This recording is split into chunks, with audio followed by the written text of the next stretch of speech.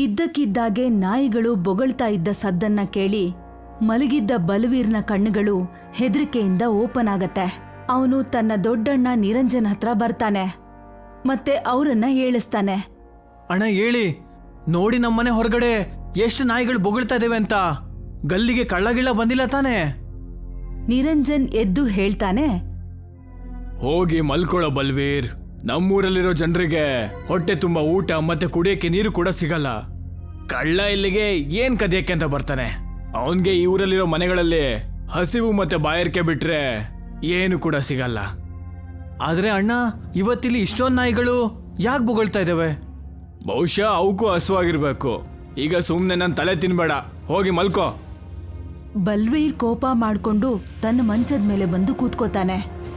ಮತ್ತೆ ನಿರಂಜನ್ ಮತ್ತೆ ನಿದ್ದೆ ಹೋಗ್ತಾನೆ. ಅಣ್ಣಂಗೆ ಮತ್ತೆ ನಿದ್ರೆ ಬಂತು. ಅಲ್ಲ, ಈ ನಾಯಿಗಳು ಯಾಕೆ ಈ ತರ ಬೊಗಳ್ತಾ ಇದ್ದಾವೆ? ಏನೋ ಸಮಸ್ಯೆ ಇರಬೇಕು. ಇದನ್ನ ನಾನೇ ಹೋಗಿ ನೋಡ್ತೀನಿ. ಈ ಮಾತನ್ನ ಹೇಳಿ ಬಲ್ವೀರ್ ತನ್ನ ಮನೆಯಿಂದ ಹೊರಡ್ತಾನೆ. ಆಗ ಅವನ ದೃಷ್ಟಿ ಅವನ ಮನೆಯಿಂದ ದೂರ ಒಂದು ಒಣಗಿರೋ ಮರದ ಹತ್ರ ಇರೋ ತುಂಬಾ ಪ್ರಾಚೀನವಾದ ಒಂದು ಬಾವಿ ಹತ್ರ ನಿಂತಿರೋ ನೆರಳಿನ ಮೇಲೆ ಬೀಳುತ್ತೆ. ಅರ್ಧರಾತ್ರಿ ಸಮಯದಲ್ಲಿ ಆ ಹಳೆ ಬಾವಿ ಹತ್ರ ಯಾರು ನಿಂತ್ಕೊಂಡಿರೋದು? ಆ ಬಾವಿಯಲ್ಲಂತೂ ನೀರು ಕೂಡ ಇಲ್ಲ. ಅದು ಖಾಲಿಯಾಗಿ ತುಂಬಾನೇ ಸಮಯ ಆಗಿದೆ. ಪಾಪ ಯಾರೋ ಹೆಣ್ಣು ಹಸು ತಳಕಾಗದೆ ಈ ಬಾವಿಲ್ ಬಿದ್ದು ಆತ್ಮಹತ್ಯೆ ಮಾಡ್ಕೊಳಕ್ಕೆ ಏನಾದರೂ ಬಂದಿರಬಹುದಾ? ನಾನು ಹೋಗಿ ಅವ್ರನ್ನ ತಡಿಲೇಬೇಕು. ಇಷ್ಟನ್ನ ಹೇಳಿ ಬಲ್ವೀರ್ ಆ ನೆರಳಿನ ಹತ್ರಕ್ಕೆ ಬರ್ತಾನೆ. ಬಲ್ವೀರ್ ನೋಡ್ತಾನೆ, ಅವಳು ಒಬ್ಬ ನವ ಯುವತಿ ಆಗಿರ್ತಾಳೆ. ಯಾರು ನೀವು? ಬಲ್ವೀರ್ ಹೇಳಿದ್ಮೇಲೆ ಆ ನವ ಯುವತಿ ತಿರುಗಿ ಬಲ್ವೀರ್ ಕಡೆ ನೋಡಕ್ ಶುರು ಮಾಡ್ತಾಳೆ. ಅವಳ ಅಗಲವಾದ ಸುಂದರವಾದ ಕಣ್ಣುಗಳಲ್ಲಿ ಬಲ್ವೀರ್ ಕಳೆದು ಹೋಗ್ಬಿಡ್ತಾನೆ. ಬಲ್ವೀರ್ ತನ್ನ ಜೀವನದಲ್ಲಿ ಯಾವತ್ತೂ ಕೂಡ ಇಂಥ ಸುಂದರವಾದ ಹುಡುಗಿನ ನೋಡೇ ಇರಲಿಲ್ಲ. ನೀವು ನನ್ನ ಪ್ರಶ್ನೆಗೆ ಉತ್ತರನೇ ಕೊಟ್ಟಿಲ್ವಲ್ಲ? ಬಲ್ವೀರ್ನ ಮಾತುಗಳನ್ನ ಕೇಳಿ ಆ ಯುವತಿ ಮುಗುಳ್ನಗ್ತಾ ಹೇಳ್ತಾಳೆ, ನಾನು ಈ ಊರವಳಲ್ಲ. ನಿಮ್ಮೂರಲ್ಲಿ ನನಗೆ ಊಟ ನೀರು ಸಿಗತ್ತಾ? ಒಂದ್ ವೇಳೆ ನೀನು ಊಟ ಮತ್ತೆ ನೀರನ್ನ ಹುಡ್ಕೊಂಡು ಇಲ್ಲಿಗೆ ಬಂದಿದ್ರೆ ನೀನ್ ಇಲ್ಲಿಗೆ ಬಂದಿದ್ದು ವ್ಯರ್ಥ ಆಯ್ತು. ಯಾಕಂದ್ರೆ ಈ ಹಳ್ಳಿನಲ್ಲಿ ವರ್ಷಗಳಿಂದ ಮಳೆನೇ ಆಗಿಲ್ಲ. ಇಲ್ಲಿ ಬರಗಾಲ ಶುರುವಾಗಿದೆ. ಗೊತ್ತಿಲ್ಲ ಅದು ಎಷ್ಟು ಜನ ಈ ಬರಗಾಲಕ್ಕೆ ತುತ್ತಾಗಿ ತಮ್ಮ ಪ್ರಾಣಗಳನ್ನ ಬಿಡ್ತಾ ಇದ್ದಾರೆ ಅಂತ. ಮತ್ತೆ ಗೊತ್ತಿಲ್ಲ ಅದೆಷ್ಟು ಜನ ಈ ಹಳ್ಳಿ ಬಿಟ್ಟೋದ್ರು ಅಂತ. ಬಲ್ವೀರ್ನ ಮಾತುಗಳನ್ನ ಕೇಳಿ ಆ ಯುವತಿ ಮಗುಳ್ನಗ್ತಾ ಬಲ್ವೀರ್ ಕಡೆ ನೋಡ್ತಾ ಹೇಳ್ತಾಳೆ, ಚಿಂತೆ ಮಾಡಬೇಡ. ನಾನ್ ಮಾಡೋ ಊಟ ಬೇರೆ ಥರನೇ ಇರುತ್ತೆ. ನನಗೆ ತಿನ್ನೋದಕ್ಕೆ ತರಕಾರಿ ಅಲ್ಲ, ಬದಲಿಗೆ ಮನುಷ್ಯನ ಮಾಂಸ ಬೇಕಾಗತ್ತೆ.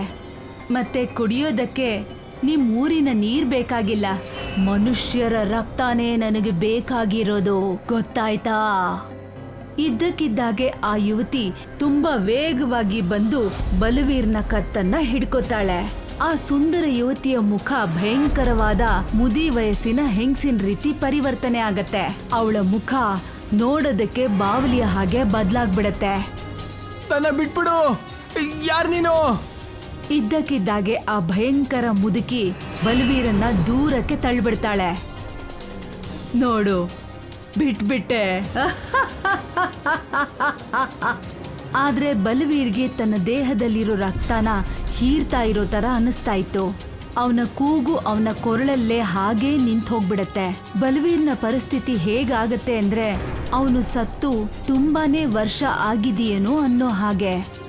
ಅವನು ಸಾಯ್ತಿದ್ದ ಹಾಗೆ ಆ ಮುದಿ ಹೆಂಗಸು ಒಂದು ದೊಡ್ಡ ಬಾವುಲಿಯ ರೂಪದಲ್ಲಿ ಬದಲಾಗಿ ಆ ಬಾವಿಯ ಒಳಗೆ ಹೊರಟೋಗ್ತಾಳೆ. ಈ ಘಟನೆ ಆದ್ಮೇಲೆ 1 ವರ್ಷದ ನಂತರ ಆಗ್ರಾದಲ್ಲಿ ಅಭಿಮನ್ಯು, ರಾಜು ಮತ್ತೆ ವಿಭಾ 3 ಜನ ಯಾವುದೋ ವಿಷಯದ ಬಗ್ಗೆ ಆಫೀಸಲ್ಲಿ ಚರ್ಚೆ ಮಾಡ್ತಾ ಇರ್ತಾರೆ. ನಾವು 3 ಜನ ಸರಿಯಾಗಿ ಯೋಚನೆ ಮಾಡಿ ಕೆಲಸ ಮಾಡಬೇಕು. ಮತ್ತೆ ನೀವೇ ನಿರ್ಧಾರ ಮಾಡಿಕೊಂಡು ಆ ಹಳ್ಳಿಗೆ ಹೋಗ್ಬೇಕು. ಎಲ್ಲಿ ಸರ್ಕಾರಿ ರೇಷನ್ ಮತ್ತೆ ನೀರಿನ ಅವಶ್ಯಕತೆ ಇದೆಯೋ ಅಲ್ಲಿಗೆ. ನನಗನ್ನಿಸ್ತದೆ ನಾವು ಸಾಂಗ ಊರಿಗೆ ಹೋಗ್ಬೇಕು ಅಂತ. ಮತ್ತೆ ನನ್ಗೂ ಹಾಗೆ ಅನ್ಸತ್ತೆ. ನಾನ್ ಕೇಳ್ಪಟ್ಟಿದ್ದೀನಿ ಆ ಊರಲ್ಲಿ ತುಂಬಾ ವರ್ಷದಿಂದ ಮಳೆ ಆಗಿಲ್ಲ. ಹಾಗೆ ನಾನು ಇದನ್ನು ಕೂಡ ಕೇಳ್ಪಟ್ಟಿದ್ದೀನಿ, ಆ ಊರಿಗೆ ಎಷ್ಟೋ ವರ್ಷಗಳಿಂದ ಮಳೆ ಬರ್ದೆ ಬರ ಹಿಡಿದಿದೆ ಅಂತ. ಎಲ್ರೂ ಏನ್ ಹೇಳ್ತಾರೆ ಅಂದ್ರೆ ಆ ಊರಿನ ಮಣ್ಣು ಎಷ್ಟು ಬರಡಾಗಿದೆ ಅಂದ್ರೆ ಅಲ್ಲಿ ವ್ಯವಸಾಯ ಮಾಡೋದು ಸಾಧ್ಯನೇ ಇಲ್ವಂತೆ. ಎಷ್ಟೋ ಜನ ಅಲ್ಲಿ ಹಸಿವಿನಿಂದ ಒದ್ದಾಡಿ ಸತ್ತೋಗಿದ್ದಾರೆ. ಮತ್ತೆ ಎಷ್ಟೋ ಜನ ಊರನ್ನ ಖಾಲಿ ಮಾಡ್ಕೊಂಡು ಹೋಗಿದ್ದಾರೆ. ನಾನು ಒಂದ್ಸರಿ ನನ್ನ ಕಣ್ಣಾರೆ ಸಾಂಗ ಊರಿನ ಪರಿಸ್ಥಿತಿ ಹೇಗಿದೆ ಅಂತ ನೋಡ್ಬೇಕು. ಯಾಕಂದ್ರೆ ನಾನು ನಿಮ್ಮ ಬಾಯಿಂದ ಕೇಳ್ತಿರೋದ್ರಿಂದ. ಬನ್ನಿ ಅಲ್ಲಿ ಹೋಗಿ ನೋಡೋಣ ನಿಮ್ಮ ಮಾತಲ್ಲಿ ಎಷ್ಟು ಸತ್ಯ ಇದೆ ಅನ್ನೋದನ್ನ. ಅವ್ರ 3 ಜನ ಆಫೀಸಿಂದ ಆಚೆ ಬರ್ತಾರೆ ಮತ್ತೆ ಕಾರ್ನಲ್ಲಿ ಕೂತ್ಕೋತಾರೆ. ಅಭಿಮನ್ಯು ಡ್ರೈವಿಂಗ್ ಸೀಟಲ್ಲಿ ಕೂತ್ಕೊಂಡು ಕಾರನ್ನ ರಸ್ತೆಯಲ್ಲಿ ಓಡ್ಸೋದಕ್ಕೆ ಶುರು ಮಾಡ್ತಾನೆ. ಸ್ವಲ್ಪ ಹೊತ್ತಿಗೆ ಅವರು 3 ಜನ ಸಾಂಗಾ ಊರಿಗೆ ಬಂದು ತಲುಪ್ತಾರೆ. ಸಾಂಗಾ ಊರನ್ನ ನೋಡಿ ಅಭಿಮನ್ಯು ಮುಗುಳ್ನಗ್ತಾ ವಿಭಾಗೆ ಹೇಳ್ತಾನೆ, ನೀನ್ ನನಗೆ ಹೇಳ್ದೆ ವಿಭಾ, ಸಾಂಗಾ ಊರಿಗೆ ಮಳೆ ಬರ್ದೆ ಬರ ಹಿಡ್ದಿದೆ ಅಂತ. ಆದ್ರೆ ಇಲ್ಲಿನ ನದಿ ಮತ್ತೆ ತಂಗಾಳಿ ಬೀಸ್ತಿರೋದ್ ನೋಡಿದ್ರೆ ವಿಚಿತ್ರ ಅನ್ನಿಸ್ತಿದೆಯಲ್ಲ. ನನ್ಗಂತೂ ಒಂದು ಅರ್ಥ ಆಗ್ತಾ ಇಲ್ಲ, ಇದು ಹೇಗ್ ಸಾಧ್ಯ ಅಂತ. ಮತ್ತೆ ನಾನು ಕೂಡ ಈ ಊರಿನ ಬಗ್ಗೆ ಓದಿದ್ದೆ. ಬರಗಾಲದಿಂದ ಬೆಂದೋಗ್ತಿದ್ದ ಹಳ್ಳಿ ಇಷ್ಟು ಬೇಗ ಹಸಿರಾಗೋದಕ್ಕೆ ಹೇಗ್ ಸಾಧ್ಯ? ಇದಂತೂ ಚಮತ್ಕಾರನೇ.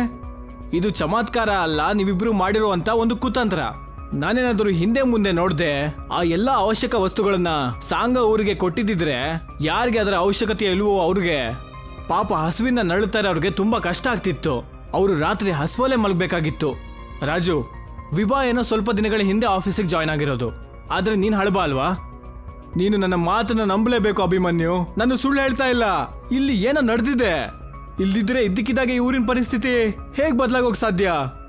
ಇದನ್ನೆಲ್ಲ ನೀನು ಮನೇಲಿ ಕೂತ್ಕೊಂಡು ಆರಾಮಾಗಿ ಯೋಚನೆ ಮಾಡು. ಈ ಮಾತನ್ನ ಹೇಳಿ ಅಭಿಮನ್ಯು ಕಾರ್ ಒಳಗೆ ಬಂದು ಕೂತ್ಕೋತಾನೆ. ವಿಭಾ ಮತ್ತೆ ರಾಜು ಕೂಡ ಮೂತಿ ಊದಿಸ್ಕೊಂಡು ಕಾರ್ ಒಳಗೆ ಬಂದು ಕೂತ್ಕೋತಾರೆ. ಅಭಿಮನ್ಯು ಸ್ವಲ್ಪ ದೂರ ಮಾತ್ರ ಗಾಡಿ ಓಡಿಸಿರ್ತಾನೆ. ಆಗ ನದಿ ತೀರದಲ್ಲಿ ಒಬ್ಬ ವಿಚಿತ್ರವಾಗಿ ಕಾಣಿಸೋಂತ ವ್ಯಕ್ತಿ, ಅವನು ತುಂಬಾನೇ ಬೇರೆ ರೀತಿ ಪೇಟನ ಕಟ್ಟಿರ್ತಾನೆ. ಅವನು ಗಾಡಿ ಮುಂದೆ ಬಂದು ನಿಂತ್ಕೋತಾನೆ. ನೀವೆಲ್ಲ ಯಾರು? ಮತ್ತೆ ಈ ಊರಲ್ಲಿ ಏನ್ ಮಾಡ್ತಾ ಇದ್ದೀರಾ? ಅಭಿಮನ್ಯು ಕಾರಿಂದ ಕೆಳಗಡೆ ಇಳಿದು ಹೇಳ್ತಾನೆ, ನಾವೇನೋ ನಮ್ಮ ಪರಿಚಯ ನಿಮ್ಗೆ ಮಾಡ್ಕೊಡ್ತೀವಿ, ಆದ್ರೆ ಎಲ್ಲದಕ್ಕಿಂತ ಮೊದಲು ನಮ್ಗೆ ಹೇಳಿ ನೀವ್ಯಾರು ಅಂತ. ನಾನು ಈ ಊರಿನ ಮುಖ್ಯಸ್ಥ. ನಾವು 3 ಜನ ಸರ್ಕಾರಿ ನೌಕರರು. ಸರ್ಕಾರದ ಕಡೆಯಿಂದ ಯಾವ್ಯಾವ ಹಳ್ಳಿಗೆ ಬರಗಾಲ ಬಂದಿದೆಯೋ ಅವರಿಗೆ ಸಹಾಯ ಮಾಡ್ತೀವಿ. ನನ್ನ ಸ್ನೇಹಿತರು ನನಗೆ ಹೇಳಿದ್ರು ಸಾಂಗಾ ಊರಿಗೆ ಹಲವು ವರ್ಷಗಳಿಂದ ಬರಗಾಲ ಹಿಡಿದಿದೆ ಅಂತ. ಹಾಗಾಗಿ ನಾನು ಈ ಊರಿಗೆ ಬಂದೆ. ಹಾಗಾದ್ರೆ ನೀನು ಸರಿಯಾದ ಜಾಗಕ್ಕೆ ಬಂದಿದ್ಯಾ. ಈ ಊರಿಗೆ ಕುಡಿಯೋ ನೀರು ಮತ್ತೆ ಊಟದ ಅವಶ್ಯಕತೆ ತುಂಬಾನೇ ಇದೆ. ಇದೇನ್ ಮಾತಾಡ್ತಿದ್ದೀರ ನೀವು? ಈ ಊರಿನ ವಾತಾವರಣ ಅಂತೂ ತುಂಬಾನೇ ಚೆನ್ನಾಗಿದೆ. ಸ್ವಲ್ಪ ಸರಿಯಾಗಿ ಮತ್ತೆ ನೋಡಿ ಸರ್, ಮತ್ ನನಗೆ ಹೇಳಿ ಏನ್ ಕಾಣಿಸ್ತಿದೆ ಅಂತ. ಆ ವ್ಯಕ್ತಿ ಹೇಳಿದ ಮಾತನ್ನ ಕೇಳಿ ಅಭಿಮನ್ಯು, ರಾಜು, ವಿಭಾ ಅಲ್ಲೇ ಇರೋಂತ ಆ ಜಮೀನನ್ನ ನೋಡ್ತಾರೆ. ಅಲ್ಲಿ ಬರೀ ಬಂಜರ್ ಭೂಮಿ ಬಿಟ್ಟು ಬೇರೆ ಏನೂ ಕಾಣಿಸ್ತಾ ಇರೋದಿಲ್ಲ. ಮತ್ತೆ ಯಾವ ನದಿ ಮುಂದೆ ಅವ್ರು 3 ಜನ ನಿಂತಿರ್ತಾರೋ ಆ ನದಿ ಕೂಡ ಒಣಗೋಗಿರತ್ತೆ. ಅಭಿಮನ್ಯು ಆಶ್ಚರ್ಯದಿಂದ ಆ ಮುಖ್ಯಸ್ಥನ ನೋಡ್ಕೊಂಡು ಹೇಳ್ತಾನೆ, ಹೀಗಾಗೋದಕ್ಕೆ ಹೇಗ್ ಸಾಧ್ಯ? ಸ್ವಲ್ಪ ಹೊತ್ತಿನ ಮುಂಚೆ ಈ ಜಾಗದಲ್ಲಿ ನಮ್ಗೆ ದಟ್ಟವಾಗಿ ಹರಿತಾ ಇರೋ ನದಿ ಕಾಣಿಸ್ತಾ ಇತ್ತು. ಬನ್ನಿ ಸರ್, ನೀವು ಉಳ್ಕೊಳ್ಳೋದಕ್ಕೆ ವ್ಯವಸ್ಥೆ ನಮ್ಮ ಮನೇಲೆ ಮಾಡ್ತೀನಿ. ಮುಖ್ಯಸ್ಥ ಆ 3 ಜನನ್ನ ಒಂದು ಪ್ರಾಚೀನವಾದ ಬಾವಿ ಹತ್ರ ಇರೋಂತ ಒಂದು ಮನೆ ಒಳಗೆ ಕರ್ಕೊಂಡು ಹೋಗ್ತಾನೆ. ಈ ಮನೆ ಯಾರ್ದು?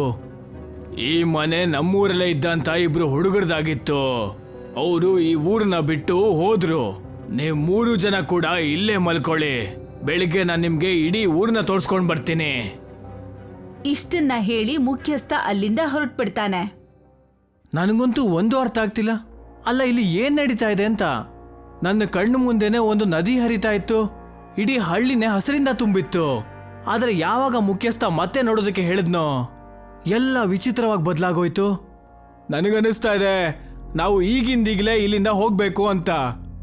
ಯಾಕಂದ್ರೆ ನನಗಿಲ್ಲಿ ವಿಚಿತ್ರವಾದ ಭಯ ಅನ್ನಿಸ್ತಿದೆ. ನನಗನ್ನಿಸ್ತಿದೆ ನಾವಿಲ್ಲೇ ಇರ್ಬೇಕು ಅಂತ. ಮತ್ತೆ ನಿಜಾಂಶ ಏನು ಅಂತ ನಾವು ತಿಳ್ಕೊಳ್ಳೇಬೇಕು.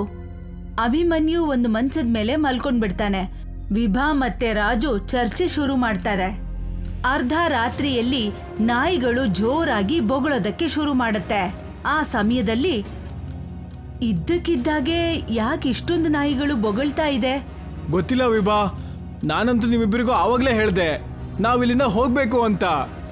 ನಾನು ನೋಡ್ತೀನಿ ಬಿಡಿ. ಇಷ್ಟನ್ನ ಹೇಳಿ ಅಭಿಮನ್ಯು ಬಾಗಿಲು ತೆಗೆದು ಹೊರಗಡೆ ಹೋಗ್ತಾನೆ.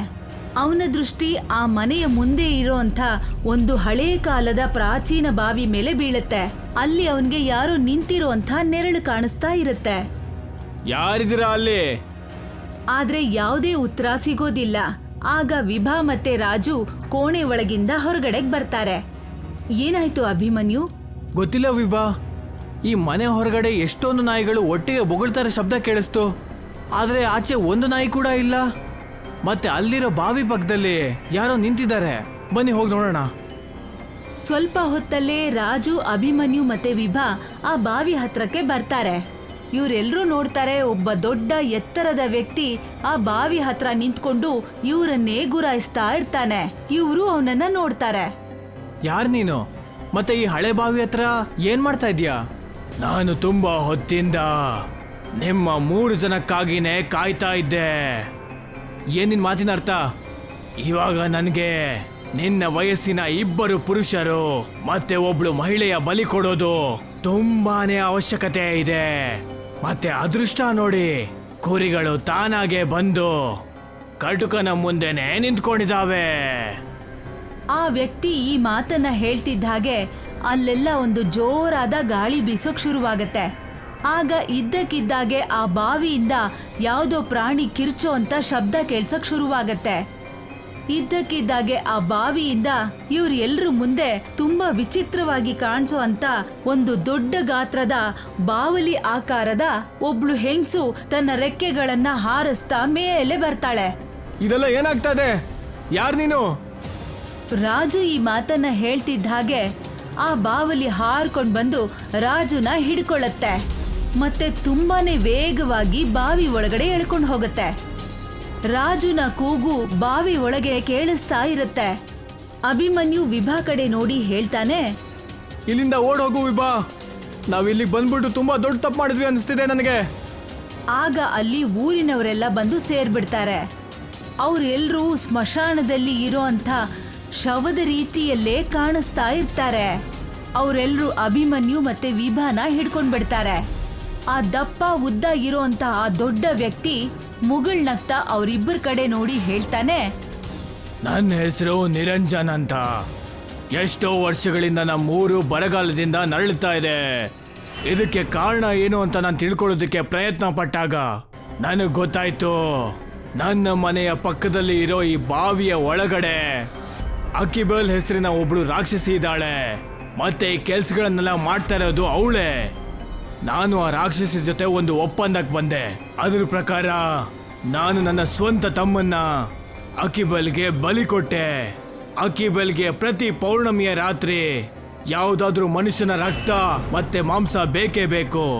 ಈಗ ಕೇವಲ 3 ಜನರ ಮಾಂಸ ಮತ್ತೆ ರಕ್ತ ಬೇಕು. ವಿಭಾ ಆ ಗಂಡ್ಸನ್ನ ನೋಡಿ ತುಂಬಾ ಕೋಪ ಮಾಡ್ಕೊಂಡು ಹೇಳ್ತಾಳೆ, ಮತ್ತೆ ನಿನಗೇನನ್ಸತ್ತೆ ಮೂರ್ಖ? ಇದಾದ್ಮೇಲೆ ನಿನ್ ಊರು ತುಂಬಾ ಹಸರಾಗತ್ತೆ ಅಂತನಾ? ನಿನಗ್ ಗೊತ್ತಿಲ್ಲ, 3 ಹಸಿ ದೇಹಗಳನ್ನ ತಿಂದ ಮೇಲೆ ಆ ಪಿಶಾಚಿಯ ಶಕ್ತಿ ಇನ್ನೂ ಜಾಸ್ತಿ ಆಗ್ಬಿಡತ್ತೆ ಅಂತ. ಮತ್ತೆ ಅದು ತನ್ನ ನಿಜ ರೂಪಕ್ಕೆ ಬಂದ್ಬಿಡತ್ತೆ. ಆಮೇಲೆ ಅದು ಮೊದ್ಲು ನಿನ್ ಊರನ್ನ ತಿಂದ್ಬಿಡತ್ತೆ. ಆಮೇಲೆ ನಿಮ್ಮೆಲ್ಲರ ಜೀವನನ ಹಾಳ್ ಮಾಡತ್ತೆ. ವಿಭಾ ಮಾತನ್ನ ಕೇಳಿ ಅಭಿಮನ್ಯು ವಿಭಾ ಕಡೆ ನೋಡಿ ಹೇಳ್ತಾನೆ, ನಿನಗ ರಾಕ್ಷಸಿ ಬಗ್ಗೆ ಇಷ್ಟೆಲ್ಲ ವಿಷಯ ಹೇಗೆ ಗೊತ್ತು? ಯಾಕೆಂದ್ರೆ ನನ್ನ ನಿಜವಾದ ಹೆಸರು ವಿಭಾ ಅಲ್ಲ, ನನ್ನ ಹೆಸರು ತಂತ್ರಿಕಾ. ಯಾಕೆಂದ್ರೆ ನಾನು ನನ್ನ ನಿಜ ರೂಪದಲ್ಲಿ ಈ ಊರಿಗೆ ಬಂದಿದ್ರೆ ನನಗೆ ಇಲ್ಲಿ ಪ್ರವೇಶನೇ ಸಿಗ್ತಾ ಇರ್ಲಿಲ್ಲ. ಅದಕ್ಕೆ ನಾನು ವೇಷ ಬದಲಿಸ್ಕೊಂಡು ಬಂದಿದ್ದೀನಿ. ಆ ಬಾವಲಿ ಯಾವುದೋ ಬಾವಲಿ ಸಮುದಾಯಕ್ಕೆ ಸೇರಿದ್ದಾಗಿದೆ. ಮತ್ತದು ಮಾಟಗಾತಿ ಆಗಿತ್ತು. ಅದು ಬದುಕಿದ್ದಾಗ ತಪ್ಪು ಮಾಡದೇ ಇರೋಂತ ಪಾಪ ಹಿಂದೂಗಳನ್ನ ಸಾಯಿಸ್ತಾ ಇತ್ತು. ಅದರ ಇಂಥ ದುಷ್ಕೃತ್ಯನ ನೋಡಿ ಅವರ ಸಮುದಾಯದ ಜನನೇ ಅದನ್ನ ಸಾಯಿಸಿ ಈ ಬಾವಿ ಒಳಗ್ ಹಾಕಿದ್ರು. ಆಗಿಂದ ಈ ಊರಿಗೆ ಶಾಪ ಬಂದಿದೆ. ಈ ಮೂರ್ಖ ತಮ್ಮನ್ನೇ ಬಲಿ ಕೊಟ್ಬಿಟ್ಟು ಆ ಪಾತಾಳ ಲೋಕದ ಬಾಗ್ಲನ್ನ ತೆಗ್ದಿದ್ದಾನೆ. ಮತ್ತೆ ಈ ಊರಲ್ಲಿ ಇರೋ ಜನಕ್ಕೆ ಕೂಡ ಶಾಪ ಬರೋ ಹಂಗ್ ಮಾಡ್ದ. ಈಗ ಅದರ ಅಂತ್ಯ ಆಗೋದು ಆಗ್ಲೇಬೇಕು. ಆಗ ಆ ಬಾವಿಯಲ್ಲಿ ಮತ್ತೆ ಕಂಪನ ಶುರುವಾಗತ್ತೆ. ಇದ್ದಕ್ಕಿದ್ದಾಗೆ ರೆಕ್ಕೆಗಳನ್ನ ಹಾರಿಸ್ತಾ ಮತ್ತೆ ಅದೇ ಬಾವಲಿ ವಿಭಾ ಮುಂದೆ ಬಂದು ನಿಂತ್ಕೊಂಡ್ಬಿಡತ್ತೆ. ವಿಭಾ ತನ್ನ ಕಣ್ಣುಗಳನ್ನ ಮುಚ್ಕೊಂಡು ಮಂತ್ರ ಪಠಿಸೋಕೆ ಶುರು ಮಾಡ್ತಾಳೆ. ಆಗ ಊರಿನ ಜನ ಎಲ್ಲ ಹಾರ್ಕೊಂಡು ಹೋಗಿ ವಿಭಾ ಇಂದ ದೂರ ಬಿದ್ಬಿಡ್ತಾರೆ. ಇದ್ದಕ್ಕಿದ್ದಾಗೆ ವಿಭಾ ಕೈಯಲ್ಲಿ ಬಣ್ಣ ಬಣ್ಣದ ತುಂಬಾ ಮಿಂಚುತ್ತಾ ಇರೋಂಥ ಒಂದು ತ್ರಿಶೂಲ ಬರುತ್ತೆ. ವಿಭಾ ಸ್ವಲ್ಪ ಕೂಡ ತಡ ಮಾಡ್ದೆ ಆ ತ್ರಿಶೂಲದಿಂದ ಆ ಬಾವಲಿ ಮೇಲೆ ಪ್ರಹಾರ ಮಾಡ್ತಾಳೆ. ಪ್ರಹಾರ ಮಾಡ್ತಿದ್ದ ಹಾಗೆ ನಿರಂಜನ್ ಸಹಿತ ಆ ಊರಿನ ಎಲ್ಲ ಜನರಿಗೂ ಬೆಂಕಿ ಹತ್ಕೊಂಡ್ಬಿಡತ್ತೆ. ಇದೇನ್ ಮಾಡ್ಬಿಟ್ಟೆ ನೀನು? ಮೂರ್ಖ, ನೀನು ಮತ್ತೆ ಊರಿನ ಜನ ಎಲ್ಲ ಆಗ್ಲೇ ಶಾಪಕ್ಕೀಡಾಗಿದ್ರಿ. ನೀನು ಆ ಬಾವಲಿ ಜೊತೆ ಇದನ್ನ ಒಪ್ಕೊಂಡಿದ್ದೆ. ನೀವೆಲ್ರೂ ಆ ಪಿಶಾಚಿ ಜೊತೆ ಸೇರ್ಕೊಂಡಿದ್ದೀರಾ. ಪಿಶಾಚಿ ಜೊತೆ ನೀನು ಕೂಡ ಸುಟ್ಟು ಹೋಗ್ಬೇಕಾಗಿತ್ತು. ಸ್ವಲ್ಪ ಕ್ಷಣಗಳಲ್ಲಿ ಅಲ್ಲಿ ಬೂದಿ ಬಿಟ್ಟು ಇನ್ನೇನೂ ಇರೋದಿಲ್ಲ. ಅಲ್ಲಿ ಈಗ ಬರೀ ಮೌನ ಆವರಿಸಿತ್ತು.